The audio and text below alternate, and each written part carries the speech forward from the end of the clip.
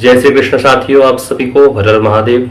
तो आज है श्रावण मास की कृष्ण पक्ष की एकादशी और इस एकादशी को हम लोग जानते हैं कामिका एकादशी के नाम से। तो आइए कथा सुने।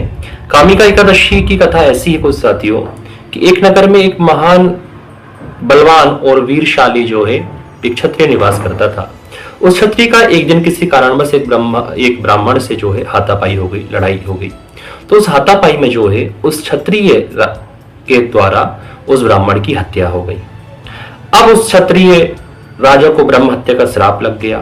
वह ब्राह्मण का अंत्येष्टि भी करना चाहा, पर पंडितों ने असहमति जता दी कि आपको ब्रह्म हत्या लगी है तो आप इस ब्रह्म हत्या के कारण हम हमारा सहयोग प्रदान नहीं करेंगे।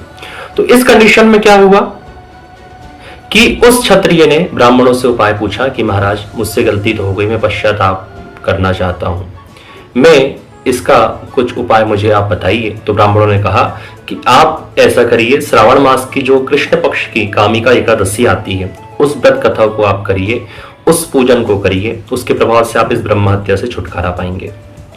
ठीक है, तो यह थी कामिका एकादशी की व्रत। अब ध्यान देने वाली बात यह है कि एकादशी में हमें कौन कौन सी चीजें करना चाहिए।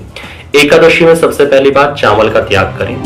ना ही तो चावल खा करके आपको रात्रि में दूसरे दिन एकादशी उपवास रहना है।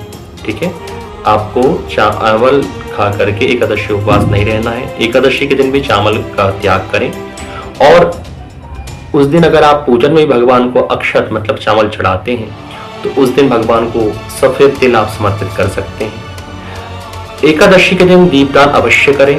रात्रि में भगवान के मंदिर में दिया जलाएं और विष्णु सहस्त्रनाम, गजेंद्र मोक्ष, पुरुष सूक्त, श्री सूक्त इनका आप पाठ करें। इससे भगवान की कृपा आप पर जरूर होगी।